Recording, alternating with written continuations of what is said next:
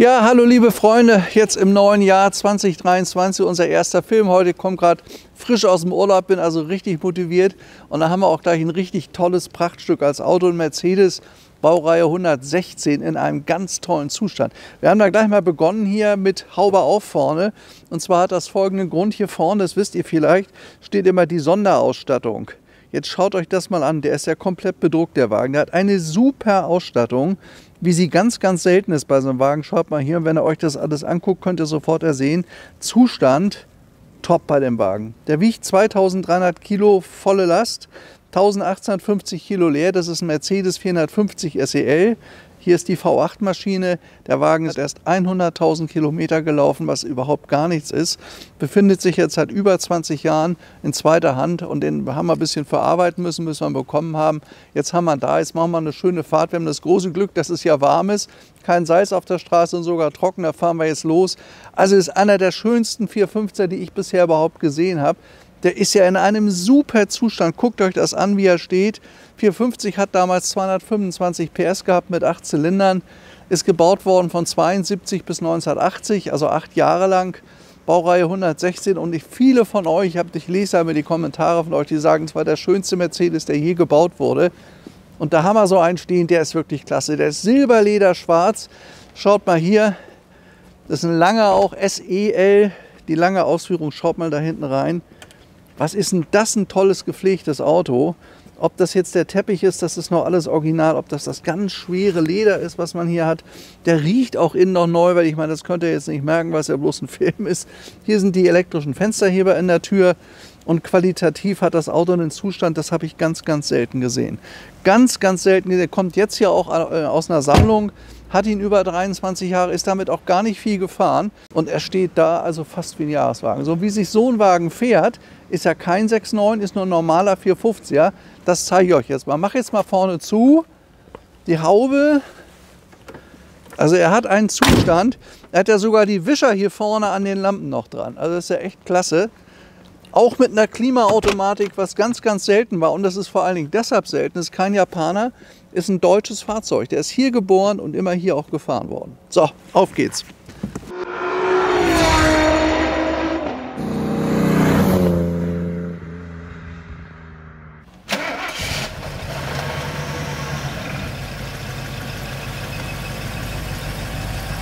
Schickes Auto, damals Traum aus meiner Jugend.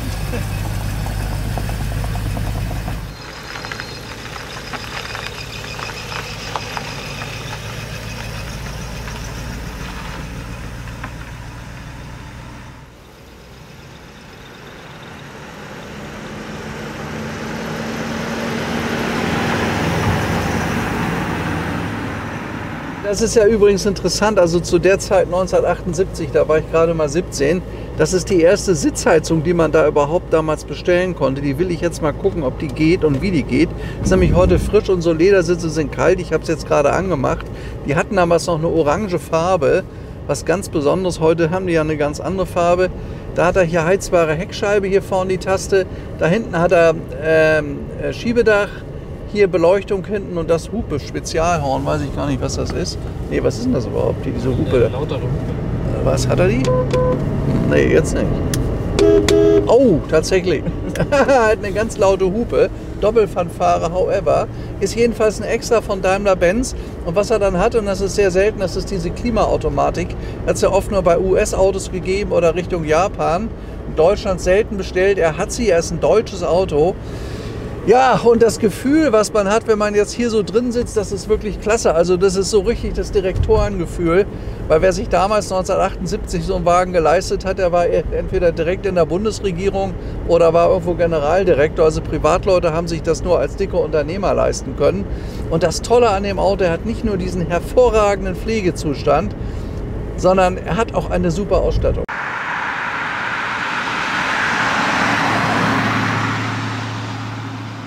Auto hat original gelaufen, 103.600 Kilometer.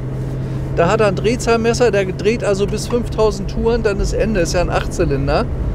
Hat einen Verbrauch von, ich sag mal, so zwischen 12 und 18 Liter wird er kommen und läuft 210, 220 Spitze, was eine ganze Menge war. Ist jetzt noch ein bisschen kühl der Wagen, also ich fahre jetzt mal langsam. Wir wollen den alten Herrn ja hier nicht scheuchen, obwohl ich weiß, dass sie eine super Spitzen, also gut Power haben, die Maschinen. Auch sehr stabile Motoren waren, die ewig gelaufen sind. Der Wagen ist ja mit dem 415er Motor zuerst in die USA geliefert worden, 1972. Und ist dann erst, ich glaube, 73, 74 hier auch in Deutschland produziert worden. Die haben die Baureihe 116 begonnen mit dem 350 SE mit 200 PS V8 und mit dem 280 SE. Aber wie gesagt, Sechszylinder war da doch nochmal was anderes. Aber die Achtzylinder-Motoren waren damals so das, was man sich kaufen konnte, was richtig top war. Und ein Auto in der Qualität wie er hier, der riecht innen noch wie ein Jahreswagen. Jetzt schaut euch mal hier das Holz an hier vorne. Das ist alles neuwertig. Schaut mal, ich weiß zwar, ihr seid immer genervt, wenn ich das Wort neuwertig im Original ständig wiederhole. Aber da wir stets bemüht sind, solche Autos auch da zu haben, muss ich es halt benutzen. Mir fällt nichts anderes ein dazu. Guck mal hier, nicht? Also Handschuhfach. Das ist alles in einem spitzen Zustand. Ich denke mal, der Wagen ist nicht nur immer gewartet worden, der stand auch immer in Garagen. Jetzt bin ich doch falsch gefahren hier, oder? Hier wollte ich ja gar nicht lang. Jetzt sind wir falsch gefahren, naja, ist egal. Ist noch frisch im neuen Jahr, das ist mein erster Film, 2023. Komme gerade aus sehr warmen Gefilden, da waren 30 Grad, ich muss mich da jetzt auch so ein bisschen eingewöhnen. Ist ja wieder frisch hier. Wir haben hier noch ein bisschen Schnee auf den Bergen, aber nicht so besonders viel, das könnt ihr ja sehen. Aber Straßen sind trocken und es ist wenig los. Touristen haben wir hier auch keine diesmal. Ja, toller Mercedes, großer Stern vorne, Auto ist in Silber. Ich finde also Silberschwarz sehr, sehr edel für so einen Wagen. Sieht einfach toll aus. Und dadurch, dass es ein langer ist, also ein 450 SEL, ist auch die lange Ausführung, die ist 15 cm länger. Man hat hinten richtig Beinfreiheit. Ist halt immer für einen Chef oder für einen Direktor gewesen. Ja, und dann gab es ja dann danach noch das Spitzenmodell, das war der 6.9er. Der hatte dann 286 PS, den haben wir ja auch im Programm. Im Moment gerade wieder ein graues Auto. Aber der hat ja erheblich mehr gekostet. Also ein Auto kostet hier damals 44.000 Mark. Und ein 6.9er kostete zu der Zeit entsprechend fast 80.000. Man hat halt eben diese irre 7-Liter-Maschine.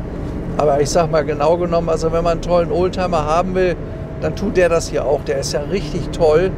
Und die sind im Grunde, was so ein Auto kostet, also man muss es so sagen, also einen wirklich guten zu finden ist ganz, ganz selten. Wenn ihr euch von den Autos 100 anguckt, ist einer gut und alle anderen könnt ihr vergessen.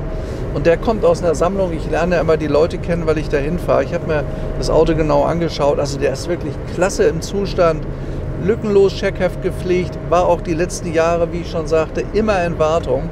Ja, und dann sieht so ein Wagen eben so aus. Ich hatte hier diese dicke Mittelarmlehne, hier vorne auch alles völlig in Ordnung. Das sind hier die 4 elektrischen Fensterheber. Hier ist die Warnblinkanlage, falls man das mal braucht. Nicht? So, ich mache es mal wieder aus, da ist einer hinter uns. Hier ist Lautsprecher vorne, hinten, das hat er auch schon gehabt. Ja, das Becker Mexiko zu der Zeit, das war das beste Radio, was man sich bestellen konnte. Gab es ja auch schon in den 60er Jahren, Becker Mexiko, da kommt der Name ja her. Ja, und jetzt wird er richtig warm, Paul. Ne? Man merkt sogar, Heizung geht super. Also heizt toll der Wagen. Eins muss hier mal gemacht werden, der muss mal ein bisschen bewegt werden. Der hat ein bisschen länger gestanden, obwohl er immer gepflegt wurde. Aber so ein Auto gehört mal auf die Autobahn. Schön 120 fahren, ganz gemütlich bewegen. Bei Salz würde ich den nicht fahren, es wäre einfach schade. Weil die Autos, die waren zwar schon konserviert damals, aber es gibt dann eben mit Salz immer dann doch Rostprobleme, wenn das so in den Türen hängen bleibt. Das kommt ja hier nicht mehr raus. Wenn ihr einmal ein Fenster runter macht oder Wasser, Regen und dann Salz da drin, dann bleibt das in der Tür und irgendwann korrodiert das halt eben einfach. Ja, was auffällt, er hat diese besonderen Scheibenwischer, die nach rechts zeigen, beide. Das ist ja beim Vorgängerbaujahr Modell Baureihe 108 noch anders gewesen. Die gingen aber so. Das ist bei dem nicht mehr der Fall. Auto war also sehr, sehr modern. Damals hat man Windkanal eingeführt. Auto hat sehr, sehr viele Sicherheitsaspekte. Hier gab es diese entsprechende Lenksäule, dieses gepolsterte Lenkrad, was es bis dato auch nicht gab. Den Pralltopf, dann ist er hier vorne. Das ist alles gepolstert bei diesen Fahrzeugen. Also da sieht man, dass hier die Moderne dann schon Einzug gehalten hat. Das war alles, wenn es mal geknallt hat, war man doch prall gesichert, einigermaßen schutzgesichert. Das war beim Vorgängermodell alles nicht der Fall. Die waren zwar optisch vielleicht sogar noch ein bisschen schöner, aber halt eben nicht in der Sicherheit wie dieser hier.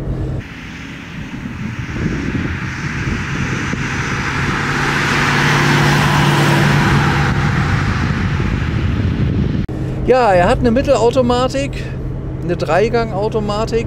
Könnt ihr hier vorne auch sehen. Der erste Gang geht bis 95, der zweite fast bis 160 und der dritte dann Höchstgeschwindigkeit so circa 220. Ist ein Auto, was natürlich Benzin verbraucht. Nur ich sage mal, die kosten heute zwischen 40.000 und 65.000 Euro je nach Zustand. Da liegt unser auch dazwischen. Aber man bekommt hier wirklich einen richtig tollen Wagen. Also das kann ich euch sagen. Ich bin ja mit der Nase immer so ein bisschen, habe eine ganz feine Nase. Und wenn mit dem Auto irgendwas nicht stimmt, dann halte ich erstmal die Nase rein und teste das erstmal. Weil man merkt dann gleich, ob der gepflegt ist, ob die alten Gummis noch drin sind und so weiter oder eben nicht. Es ist immer wichtig, dass ein Auto sein Leben lang gut gestanden haben muss und das ist hier auf jeden Fall der Fall bei dem Wagen. Also laufen tut er toll. Nichtsdestotrotz spüre ich so ein bisschen, der gehört mal so ein bisschen richtig wieder eingefahren. Ist aber normal, wenn so ein Auto fast 50 Jahre alt ist. Und wie gesagt, er ist gesammelt worden, deswegen hat er auch diesen tollen Zustand. Der Herr hat noch weitere Fahrzeuge, die sind allesamt in einem super Pflegezustand und ich hoffe, dass wir sie alle bekommen und dann nacheinander bringen. Das habe ich übrigens auch noch nicht erlebt. Das ist jemand, der hat nur silberne Autos gesammelt. Das ist schon was Besonderes. Habe ich noch nie gesehen. Eine Halle voller silberner Mercedes. Ja, toll. Und alle in dem Zustand hier.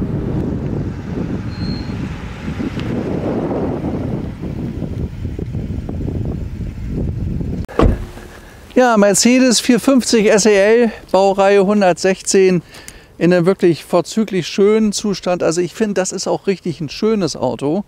Und da hat auch der Besitzer auf alle Details geachtet. Er hat die richtigen Dunlop-Räder, so ist er damals in den Schaufenstern gestanden. Er hat die originalen Fuchsfelgen drauf. Das Auto gab es auch als Radkappe. Ich persönlich finde das fast noch ein bisschen tick edler. Aber trotzdem, schaut euch mal, wie der Wagen da steht, nicht? Also ich meine, wie da die Türen drin sitzen hier bei dem Auto. Schaut mal bitte hier. Das ist ja alles in einem Zustand, das ist hier, also ich habe immer geguckt, ich meine, jedes Auto hat ja irgendwo ein Fitzelchen Rost, aber ich habe bisher hier nichts entdecken können. Wenn er hier mal reinschaut, auch hier in die Türen, es ist ein sensationeller Pflegezustand, nicht? Auch die, also hier, also möchte man fast meinen, Beifahrer ist da bisher nie mitgefahren in dem Wagen hier.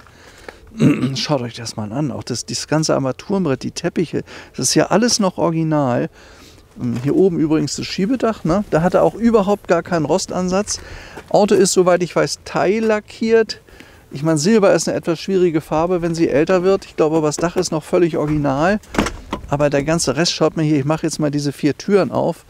Also was ein schönes Interieur in dem Auto. Schönes, glänzendes, schweres Leder. Also und in einem fantastischen Zustand. Oft haben die Probleme, dass die unten drunter schon zerbröseln, die Fütterung. Das ist hier nicht der Fall. Und ja, dann hier Tankdeckel, hat einen 96 Liter Tank, bitte sehr. Da ist die Luftdrucktabelle, das ist alles noch original bei dem Wagen. Und auch mal ein Blick in den Kofferraum, das ist mir vorhin aufgefallen, als wir uns das angeschaut haben. Seht mal bitte hier, der ist überhaupt noch gar nicht benutzt worden. Ne? Da hat es so gut wie keine Koffer gegeben, die darüber gezogen wurden. Ich mache jetzt mal hier kurz auf. Das ist die Originalmatte. Hier ist der Deckel drunter. Das Original Reserverad, ich glaube, das ist mal erneuert worden. Der ist schon mal gewechselt worden, das sieht man. Aber hier nirgends Rostansatz, das haben die hier unten gerne mal. Also absolut top. Also wenn ihr im Detail guckt beim Auto, ist es immer so, ihr müsst nur ganz genau gucken. Guck mal hier, wie die Qualität hier ist, auch vom Chrom. Das ist alles noch nicht auseinander gewesen. Schaut euch das mal an hier. Wie vorzüglich, der hat nicht einen Pickel, da ist nichts zerschlagen, abgenutzt, verkratzt oder sonst irgendwie was. Das ist alles in einem Top-Zustand. Ich konnte das sehen, auch die Gummis hier. Ich habe das mal so genau gezeigt. Fantastisch. Stoßstange sitzt absolut perfekt bei dem Auto. Also ist einer der besten 116er, die ich bisher gesehen habe. Also wirklich ein ganz tolles Auto. Und das als 450 SEL, das ist was Besonderes. Als großer 8-Zylinder, wunderschönes Auto. Und ich kann euch mal die Türen ganz aufmachen. Ich hoffe nur, es kommt kein Auto. Dann kann Paul das mal filmen und dann mal drumherum gehen, wie schön so ein Wagen aussieht mit geöffneten Türen. Also finde ich ja wirklich ein Gedicht. Schaut euch das mal an.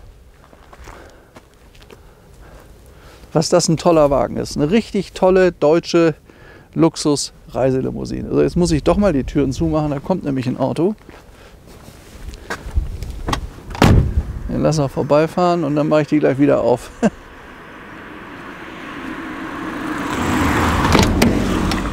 So. Ja, einfach nochmal, weil es so schön ist. Er hat auch glücklicherweise Colorverglasung, der Wagen.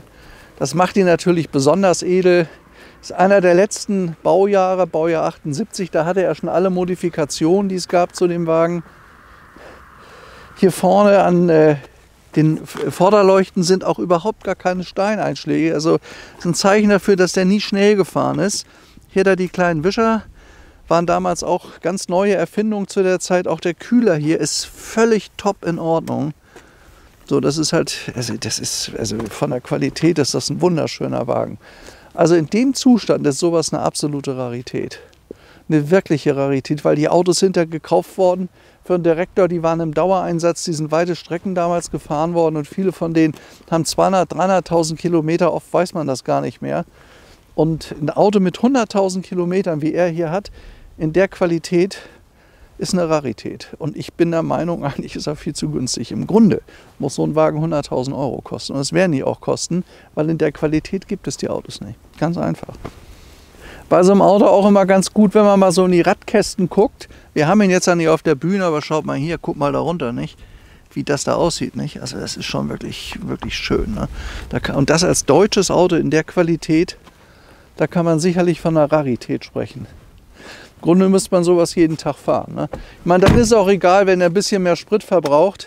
Wertverlust 0 bei so einem Wagen. Und wenn man ihn dann richtig gut pflegt, ist der sogar günstig und hat 100% eine Top-Öko-Bilanz. Übrigens, wo wir bei Öko sind, habe gerade Nachrichten, als ich in Brasilien war, gelesen. VW eben mit Elektro nur alleine ist jetzt doch vorbei. Die bauen jetzt auch wieder Verbrenner, weil es da doch einen Weltmarkt für gibt. Also ich will das gar nicht kommentieren, aber nach dem Motto immer alles verbieten und alles ist schlecht. Also ich glaube, das setzt sich doch was anderes durch. Da sollte man mal hier drüber nachdenken. Ich glaube, das war eine gute Entscheidung und ich glaube, dass am Ende die Ökobilanz, da werden die schon drauf achten, trotzdem immer besser wird.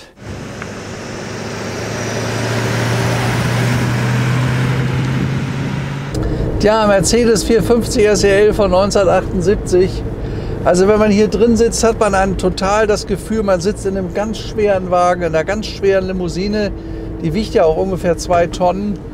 Und die Anmutung, die einem so ein Wagen vermittelt, ist eine andere als heute in heutigen Autos. Also die Anmutung, das ist das Gefühl, das Feeling, was man hier hat, ist ein viel schöneres, ein viel spannenderes und edleres als das, was man heute bei neuen Autos hat. Also man sitzt hoch, man hat eine ganz tolle Rundumsicht. Man hat dieses schwere schwarze Leder um sich herum, auch hier die Verkleidung, den schönen Stern vorne auf der Haube. Also man kann stolz sein, so ein Auto zu fahren und das ist was Besonderes. Und dieses Besondere habe ich in neuen Autos heute in der Regel nicht mehr. Aber ein tolles Stück, nicht? Und wenn man sich überlegt, dass der verhältnismäßig preiswert ist, der Wagen, also und dann noch die Qualität hat, einmalig. Ja, ein wunderschöner 450er ist damals das Spitzenmodell gewesen, neben dem 6.9er. Hat gekostet 44.000 Mark, was eine Menge Geld war. Zu der Zeit verbraucht so um die 15, 16 Liter drumherum, kann man mal sagen. Hat sogar ein schönes Schiebedach, ein sehr großes damals übrigens noch. Schiebedächer waren damals größer als heutzutage. Und Tempomat, das war einer der ersten Tempomats hier übrigens. Der hat er auch hier, der hat ja fast Vollausstattung, der Wagen. Guck mal hier vorne. Tempomat hat er hier auch eingebaut, dann diese super Hupe da. Also, toller Wagen. Das Einzige, was er hätte anders machen können, man hätte aus dem Holz vielleicht noch Wurzelholz machen können. Das gab es ja dann damals auch. Das hat er nicht, er hat das normale Holz, aber meine Güte, macht auch nichts. Das Entscheidende ist ein guter Zustand bei so einem Wagen. Wir haben jetzt ja gerade Mercedes 280 S gehabt, verkauft, eine 108er. Der ist sofort weg gewesen, weil die Leute wollen einfach erste Hand Autos haben. Nun ist dieser hier zweite Hand, aber der Zustand ist ja wie ein erster Handwagen. Also wirklich toll. Und jetzt ist er übrigens ein bisschen warm, ja. Also er schiebt ja auch schön an. Er hat ja ein tolles Drehmoment, das Auto. Ja, fährt gut. Ah, wunderbar. Fährt richtig schön. Also ein richtig toller 8-Zylinder. Aus den 70er Jahren, muss man sich mal vorstellen. Das ist die Creme 21 Zeit. Der Wagen ist 50 Jahre alt. Der ist ja Ende der 60er Jahre schon konstruiert worden. Also dafür fährt er immer noch klasse und er kommt mir absolut modern vor. Also wie ich hier drin sitze, ich fühle mich behaglich und wohl in dem Wagen. Er riecht so schön nach Leder. Hat auch einen guten gerade Auslauf. Die Bremsen funktionieren gut. Er hat natürlich auch längst schon Scheibenbremsen gehabt seinerzeit. Brauchte man ja bei der Geschwindigkeit und bei so einem schweren Auto natürlich. Ja, bewegt sich toll voran. Ja, eine richtig schöne S-Klasse und ich weiß also von den Kommentaren bei uns, dass viele sagen, die S-Klasse war die schönste, die Baureihe 116, das ist er ja hier. die jemals gebaut wurde. Ja, die Leute, die damals kleine Jungs waren, so wie ich, die sind heute 60, 65, 70 Jahre, da waren das die Träume. Konnte sich damals wirklich nicht jeder leisten. Und wenn man dann sowas fahren kann, auch in dem Zustand, muss ich wirklich sagen, kommen alte Gefühle hoch. Das ist Historie, das macht mir auch wirklich Freude. Das ist einer der Gründe, weshalb ich ja so gern solche Probefahrten hier auch mache. Man atmet die alte Zeit ein. Und die alte Zeit war in vielen Punkten auch wirklich schön. Ich habe da schöne Erinnerungen. Ja, und das ist einfach ein toller Wagen hier. Paul sitzt hinten ja auch mit Freude, filmt er, das sehe ich. Ja. Also macht ihm auch wirklich Spaß, obwohl er eine ganz andere Generation ist als ich. Aber laufen tut er toll.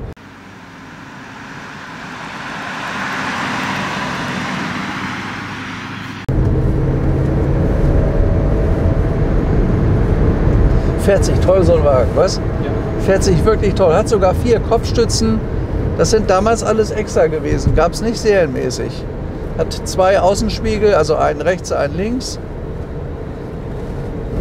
Ja, das war jetzt wirklich eine schöne Probefahrt. Ein gutes Ohm für das Jahr 2023. Wir versprechen euch, dass wir versuchen, noch besser zu werden als die letzten Jahre. Ich mache das jetzt ja 2 Jahre mit den Filmen. Wir haben jetzt so am Schnitt täglich 30.000 Leute, die sich unsere Filme angucken. Und mittlerweile 12,5 Millionen Aufrufe. Und wir haben auch mal geguckt bei Instagram, das haben wir so ein bisschen schleifen lassen. Aber da haben wir immerhin auch schon 7 bis 8 Millionen Aufrufe gehabt. Das heißt, unser Programm wird wirklich geschaut und ich versuche immer wieder tolle Sachen für euch zu besorgen, die ihr natürlich in der Regel auch kaufen könnt. Und wir werden auch uns insgesamt noch ein bisschen vergrößern, das werdet ihr bald merken und hören. Also wir haben einiges vor und das immer wirklich mit tollen Autos. Und das wäre nochmal meine Bitte an euch. Mir macht es immer noch Spaß, wenn ich wirklich gute Filme mit wirklich guten Autos filmen kann. Auch wenn ich mich dann manchmal wiederhole und 10-mal sage, wie toll und neuwertig und original das alles ist. Aber ich bin halt begeistert und ich bin kein Profi, was die Filmerei angeht. Mir macht es halt Spaß und ich hoffe, dass ihr das auch merkt. Und es kann mir natürlich auch mal passieren, dass mir mal ein Fehler unterläuft und ich einen Mangel beim Auto nicht gesehen habe. Dafür ist es ein altes Auto und wir können nicht jede Schraube untersuchen. Und ich kann im Übrigen auch nicht jedes Auto genau kennen. Also das sei vielleicht mal erwähnt. Wir haben ja, wenn ihr mal guckt, ganz verschiedene Fahrzeuge in allen Bereichen, in allen Richtungen. Ich muss mich da immer einlesen und vieles auch auswendig lernen. Also ich habe zwar schon tausende von Autos verkauft in meinem Leben, aber so viele Autos, die kann man nicht alle auswendig kennen. Und da ich der Meinung bin, wenn wir immer noch Mercedes oder immer noch BMW bringen, dann wird es langweilig. Also müssen wir sehen, dass unser Portfolio möglichst groß ist und da kann ich nicht immer alles wissen. Also wenn ich da mal Fehler mache, bitte ich hiermit ausdrücklich um Verzeihung. Mir unterlaufen Fehler, ich mache das nicht absichtlich, aber ich lese, wenn ich die Zeit dazu finde, und das ist fast immer der Fall abends, lese mir eure Kommentare sehr aufmerksam durch und ich habe auch schon vieles gelernt, was ich vorher nicht wusste und das sei auch mal unseren Zuschauern gesagt, macht das auch mal, lest euch mal die Kommentare durch, ist teilweise irre, was da drin steht, auch Wissen, was mir gar keiner vorher gesagt hat, was man nirgends nachlesen kann und wo ich manchmal auch sagen muss, Gott, da habe ich wirklich einen Fehler gemacht, also was mir dann natürlich auch leid tut, aber lernen tut man da eine ganze Menge. Ja, und wenn ihr viel lernt bei uns und habt eine Menge Freude daran, dann werden wir das genauso weitermachen. Das ist ja Zweck der ganzen Geschichte, dass man Spaß hat, Freude am Auto, wie wisst ihr, das ist unser Motto und natürlich an guten Autos. Ja, in diesem Sinne wünsche ich euch einen guten Start ins neue Jahr, viel Glück in 2023. Das letzte Jahr war ja nicht so ganz toll, wir hoffen, dass das besser wird. Und was wir für unseren Teil machen können, das mit guten Filmen, mit schönen Autos zu unterstützen, das verspreche ich euch. Dafür stehe ich mit meinem Namen Stefan Luftschütz. Und in dem Sinne verabschiede ich mich jetzt, wünsche euch alles Gute, einen tollen Start, viel Glück, bis zum nächsten Film und ciao.